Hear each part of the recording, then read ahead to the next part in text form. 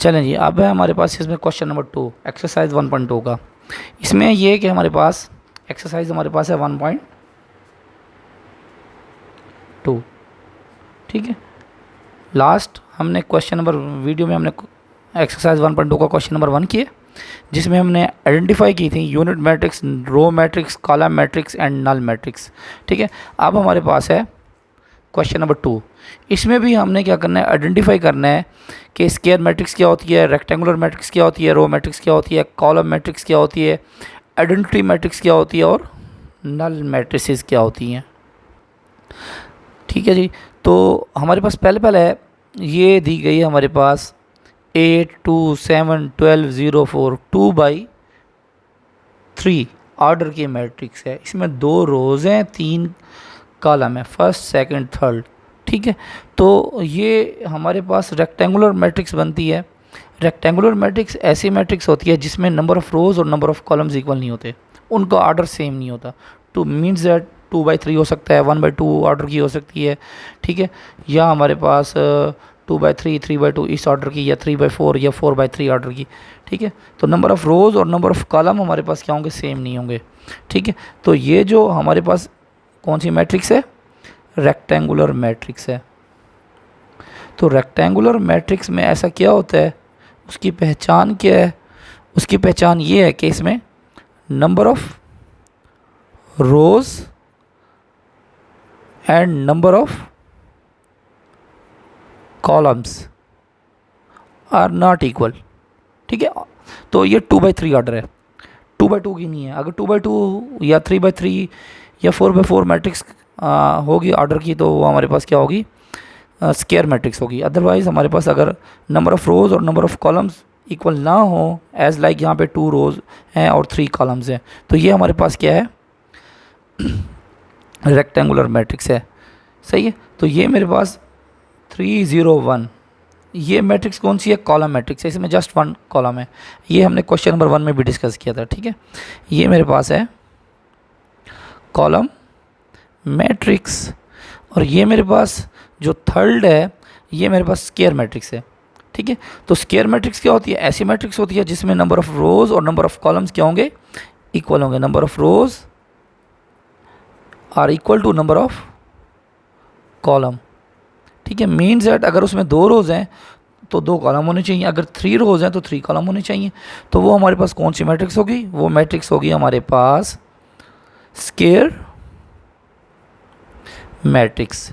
ये जो क्वेश्चंस हैं ये आपके पास एमसीक्यूज़ या शॉर्ट टाइप के हैं, ठीक है। और ये हमारे पास 4th पार्ट है। इसमें देखिए हमारे पास ये हमारे पास बन रही है आइडेंटिटी मैट्रिक्स। ये स्क्वायर मैट्रिक्स है सबसे पहले, लेकिन इसकी एंट्रीज़ देखें डायगोनल एंट्रीज़ हैं जस्ट, और वो भी 1 1 है, सेम है, ठीक है। तो ये हमारे पास क्या होंगी, ये हमारे पास होंगी आइडेंटिटी मैट्रिक्स या आइडेंटिटी या यूनिट मैट्रिक्स, ठीक है। क्योंकि इसकी डायगोनल एंट्रीज क्या है, 1 1 है।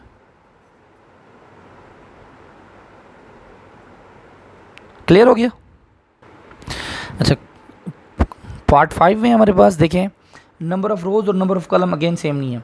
हमारे पास 3 रोज़ है और 2 कॉलम्स हैं, तो ये हमारे पास क्या होगी, ये भी हमारे पास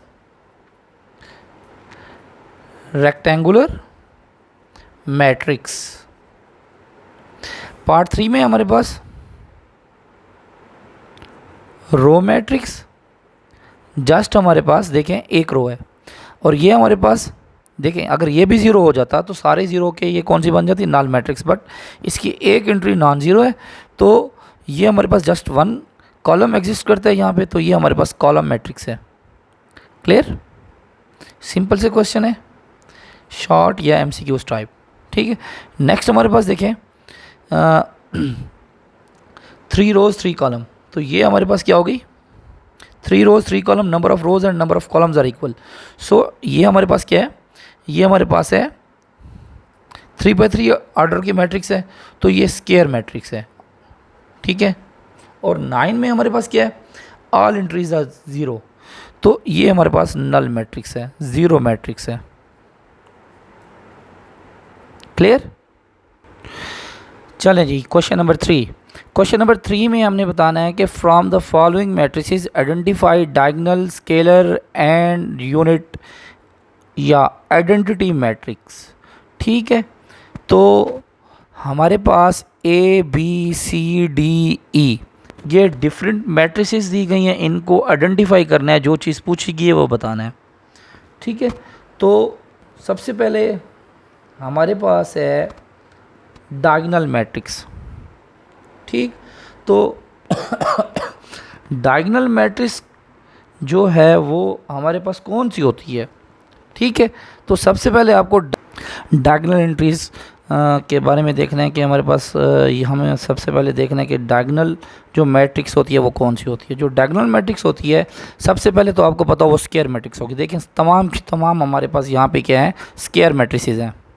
उसके बाद क्या देखना है कि हमारे पास जो उसकी डायगोनल एंट्रीज होती हैं वो हमारे पास क्या हो, उसमें एट लीस्ट कम अज़ कम एक जो एंट्री हो diagonal entry, only one minimum one diagonal entry क्या हो, नॉन ज़ीरो हो। बेशक बाकी ज़ीरो हो ना भी हो कोई इशू नहीं है। ठीक है, लेकिन कम से कम एक नॉन ज़ीरो होनी चाहिए। देखें ए बी सी डी ई, इनमें कम से कम एक एंट्री जो है 4 2 1 3 5 0 3 ये डायगोनल एंट्रीज़ हैं। इनमें देखें कम से कम वन जो है नॉन ज़ीरो मौजूद है। यहाँ पे तो दोनों है, यहाँ पे भी दोनों नॉन ज़ीरोज़ हैं, यहाँ पे भी दोनों नॉन ज़ीरोज़ हैं, यहाँ पर कम से कम एक नॉन ज़ीरो मौजूद है, यहाँ पर भी दोनों नॉन ज़ीरो मौजूद हैं। ठीक है, और उसके अलावा हमारे पास क्या होता है कि नॉन डायगोनल एंट्रीज़ ये नॉन डायगोनल है, ये ज़ीरोज़ होनी चाहिए। ठीक हो गया, तो हमारे पास ये डायगोनल मैट्रिक्स होती है, यानी a square matrix is called a diagonal matrix if at least any one of the entries of its diagonal is not zero, means उसका कम से कम डायगोनल एंट्रीज़ में एक ऐसा नंबर मौजूद हो जो नॉन ज़ीरो हो, and all other non diagonal entries are zero. तो ये ए बी सी डी ई तमाम की तमाम जो मैट्रिसेस हैं ये डायगोनल हैं। ये भी डायगोनल है हमारे पास, बी भी डायगोनल बी भी हमारे पास क्या है, डायगोनल मैट्रिक्स है। सी भी हमारे पास डायगोनल मैट्रिक्स है।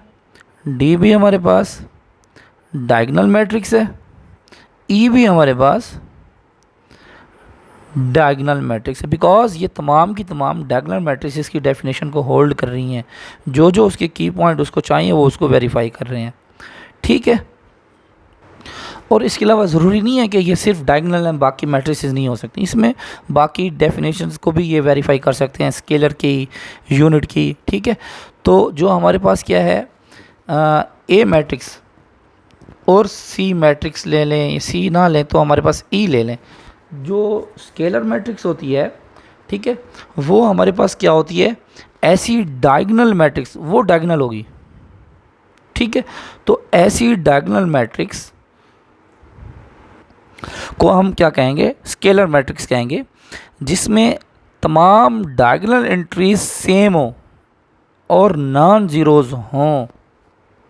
ठीक है, तो स्केलर मैट्रिक्स सबसे पहले क्या होगी, डायगोनल होगी। ठीक, diagonal matrix is called a scalar matrix if its diagonal entries are same and non zero. जैसे 4 4 ए मैट्रिक्स में देखें ये सेम है, ये डायगोनल मैट्रिक्स है, ये वैसे सारे डायगोनल हैं। ठीक है, तो ये 4 और ये 4 सेम एंट्री है, तो ये हमारे पास क्या है, स्केलर मैट्रिक्स भी है।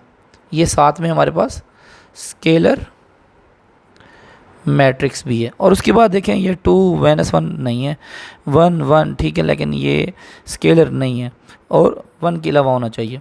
ठीक है, तो ये जो हमारे पास डी है, इसमें देखें कम से कम एक नॉन ज़ीरो है और दूसरा ज़ीरो है, तो तमाम नॉन ज़ीरोज़ होनी चाहिए उसमें स्केलर में। ठीक है, और ई में देखें 5 - 3 का आंसर क्या आता है, 2 1 + 1 का भी आता है 2। तो मतलब ये भी हमारे पास डायगोनल मैट्रिक्स ऐसी है जिसमें डायगोनल एंट्रीज क्या है, सेम है। तो ये हमारे पास क्या हो गया, स्केलर मैट्रिक्स। चलें जी, नेक्स्ट हमारे पास बी, इसको देखें ये जस्ट डायगोनल है, ठीक है। अच्छा, उसके बाद यूनिट मैट्रिसेस या आइडेंटिटी मैट्रिक्स कौन से हैं, मैंने आपको पहले बताया हुआ है कि जिसमें ना डायगोनल एंट्रीज क्या होंगी, 1 1 होंगी, बाकी तमाम जीरोज़ हो। तो ये मेरे पास जो है सी है, ये जस्ट यही 1 जो है सी मैट्रिक्स, इसकी सिर्फ डायगोनल एंट्रीज 1 1 है, तो ये जस्ट यूनिट या आइडेंटिटी मैट्रिक्स है, इसके अलावा कोई और आइडेंटिटी मैट्रिक्स नहीं है। तो क्वेश्चन नंबर 3 में हमने आइडेंटिफाई करना था ए बी सी डी ई में कौन सी डायगोनल है, कौन सी स्केलर है और कौन सी यूनिट मैट्रिक्स है। तो ए बी सी डी ई तमाम डायगोनल थी, ठीक है। ए और ई ये स्केलर मैट्रिक्स है हमारे पास डायगोनल के साथ साथ, ठीक है। और जो बी है वो जस्ट डायगोनल है, डी भी जस्ट डायगोनल है, सी जो है वो डायगोनल के साथ यूनिट मैट्रिक्स है। क्लियर होगी। चलें जी क्वेश्चन नंबर 4। क्वेश्चन नंबर 4 में है कि भाई find the negative of the matrices A B C D and E. A matrix दी गई है, बी दी गई है, सी दी गई है और डी दी गई है और ई मैट्रिक्स दी गई है। इनका हमने negative of the matrix find करना है। नेगेटिव मैट्रिक्स हम कैसे फाइंड करते हैं कि हमारे पास जितने भी हमारे पास जो भी मैट्रिक्स है उसकी जो भी हमारे पास क्या है एंट्रीज़ हैं उनका हमने साइन चेंज कर देना। जैसे ए है तो इसका नेगेटिव क्या होगा, देन माइनस ए लगा देंगे, इज इक्वल टू 1 0 -1। जस्ट हमने क्या कर देना है, प्लस है तो माइनस कर देंगे, ठीक है। ज़ीरो का कोई साइन नहीं होता, माइनस है तो हम क्या कर देंगे प्लस। हमने जस्ट क्या कर देना है, नेगेटिव मैट्रिक्स में क्या करते हैं साइन चेंज करते हैं, ठीक है। तो बी मैट्रिक्स इसका देन इसकी negative matrix negative of B matrix, आप नेगेटिव ऑफ बी भी लिख सकते हैं या माइनस लगा के बी लिख दें। तो इसका नेगेटिव क्या होगा, 3 है तो -3, -1 है तो +1, 2 है तो -2, 1 है तो -1। जस्ट आपने क्या कर देना साइन चेंज कर देना है। तो सी मैट्रिक्स का हमारे पास क्या होगा, negative of C matrix -c होगा और -2 -6 -3 -2। जस्ट हमने क्या करना है साइन चेंज करना है। क्लियर।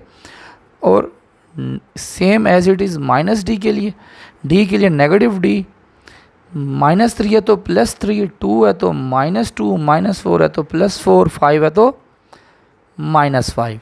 ई मैट्रिक्स में हम क्या करेंगे, इसका नेगेटिव होगा, negative of E matrix is 1 है तो माइनस का 1, माइनस है तो प्लस का 5, प्लस का 2 है तो माइनस का 2, प्लस का 3 है तो माइनस का 3। ये हमारे पास हो गया क्वेश्चन नंबर 4। इसमें जस्ट हमने नेगेटिव मैट्रिसेस बतानी थी, ये शॉर्ट में और एमसीक्यूज़ के लिए बस आ सकती हैं। क्लियर हो गया, सही है। क्वेश्चन नंबर 5, इसमें हमने बताना है find the transpose of each of the following matrices. जितनी भी मैट्रिसेस दी गई हैं आपको ए बी सी डी, ठीक है, ए है, बी है, सी मैंने यहाँ लिख दिया, डी है, ठीक है। तो इनका हमने ट्रांसपोज बताना है। ट्रांसपोज ऑफ मैट्रिसेस, ठीक है, सिंपल है। तो सबसे पहले देख लें कि ट्रांसपोज हम फाइंड आउट कैसे करते हैं। ट्रांसपोज में हम क्या करते हैं, नंबर ऑफ़ रोज़ को नंबर ऑफ़ कॉलम में चेंज कर देते हैं। अगर किसी मैट्रिक्स में 2 रोज़ हैं तो उनको हम कॉलम बना देंगे, अगर कॉलम है तो उसको रोज़ बना दें, कोई भी मसला नहीं है। अगर आप रोज़ को चेंज कर दें कॉलम में या कॉलम को बना दें रोज़ में तो आपका आंसर सेम होगा।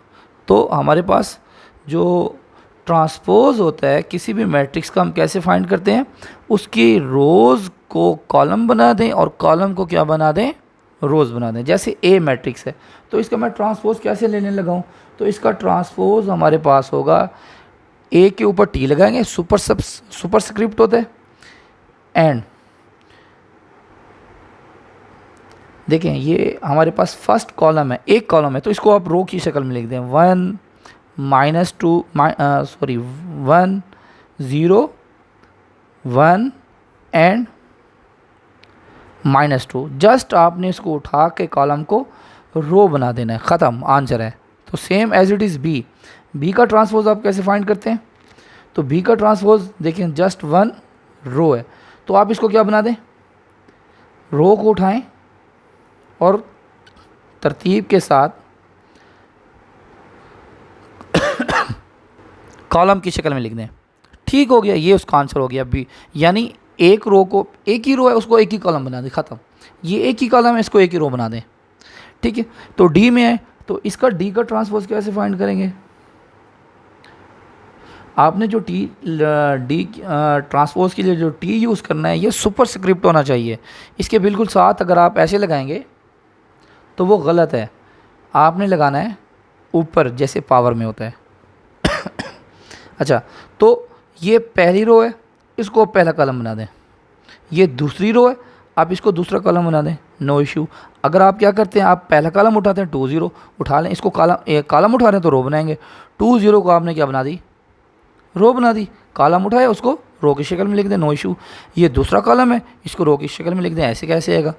मतलब आप जो भी चेंजिंग करें, रोज़ को कॉलम बनाएं या कॉलम को रोज़ बनाएं, आपका आंसर सेम होगा। सेम हमारे पास सी का जब ट्रांसपोज लेंगे, ये फर्स्ट रो है, ये आपका बन गया फर्स्ट कॉलम। ये सेकंड रो है, आप ये बन गया आपके पास सेकंड कॉलम। ये थर्ड रो है, ये आपके पास बन गया थर्ड कॉलम। ये हमारे पास क्या हो गया, क्वेश्चन नंबर 5, जिसमें हमने क्या बतानी है, ट्रांसपोज ऑफ द मैट्रिसेस। तो ट्रांसपोज आपको समझ आ गई होगी कैसे फाइंड करते हैं। रोज़ को कॉलम में चेंज कर दें या कॉलम को रोज़ में चेंज कर दें। सही हो गया। क्वेश्चन नंबर 6 एक्सरसाइज 1.2 का, इसमें क्या है हमारे पास, इसमें हमारे पास मैट्रिक्स दी गई है, ए मैट्रिक्स और बी मैट्रिक्स, और हमें कहा गया है कि वेरीफाई करें कि ए ट्रांसपोज का जो ट्रांसपोज है वो ए के इक्वल आएगा, और बी ट्रांसपोज का ट्रांसपोज लें तो आंसर क्या है, बी। ठीक हो गया। तो हमने ये चेक करना है, ठीक है, कि अगर हम किसी भी मैट्रिक्स का डबल टाइम्स ट्रांसपोज लेते हैं, क्या वहीं की वहीं मैट्रिक्स आती है ए। यानी अगर मैं ए का डबल टाइम ट्रांसपोज लूँ तो आंसर अगेन वहीं ए मैट्रिक्स आ जाए। सेम इधर मैं बी का डबल टाइम ट्रांसपोज लेता हूँ और आंसर वापस बी आ जाता है।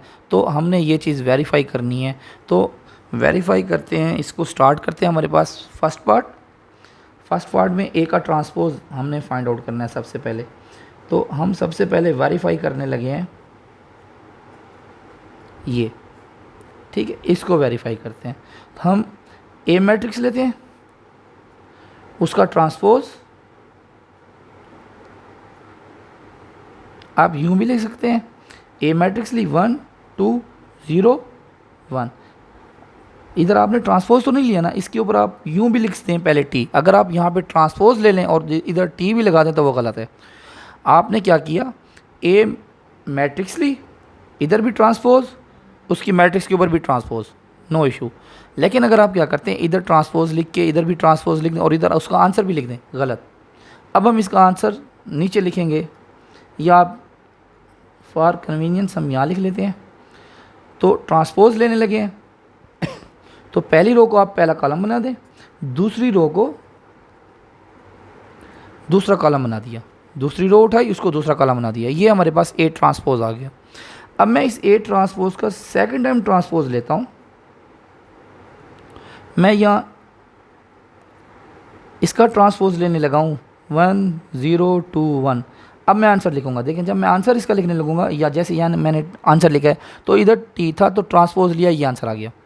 ठीक है, पहली रो को पहला कॉलम, दूसरी रो को दूसरा कॉलम। देखें मैंने दोबारा टी नहीं लगाया।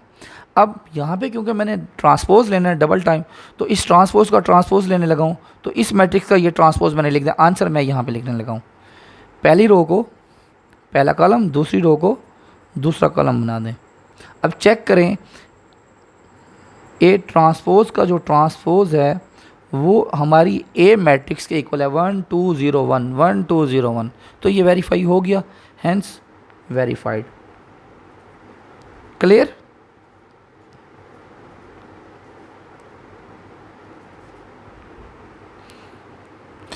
अच्छा, इसका सेकंड पार्ट है बी ट्रांसपोज का ट्रांसपोज वेरीफाई करने के वो बी की इक्वल है। तो बी मैट्रिक्स है 1 1 2 0। ठीक है, तो बी मैट्रिक्स का मैं ट्रांसपोज लेना चाहता हूँ, तो ये है क्या, ये हमारे पास है 1 1 2 0। ये हम सेम एटिस लिख रहे हैं। तो जब हम इसका ट्रांसपोज लेंगे तो आंसर आएगा मेरे पास, पहली रो पहला कॉलम बन गया, दूसरी रो दूसरा कॉलम बन गया। ठीक, अब नेक्स्ट हमने हमारे पास क्या है, मैं क्या करना चाहता हूँ, इसका अगेन ट्रांसपोज लेना चाहता हूँ। तो 1 2 1 0 ये मैंने अगेन ट्रांसपोज लेना है इसी मैट्रिक्स का।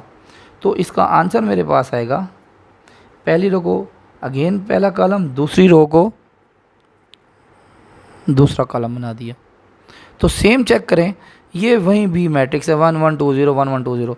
तो जब हम क्या करते हैं ए मैट्रिक्स का या बी मैट्रिक्स का डबल टाइम ट्रांसपोज लें, आंसर क्या आएगा, अगेन वही मैट्रिक्स आ जाती है। ठीक है, तो ये हमारे पास एक्सरसाइज 1.2 थी। ठीक है, क्लास 9th की।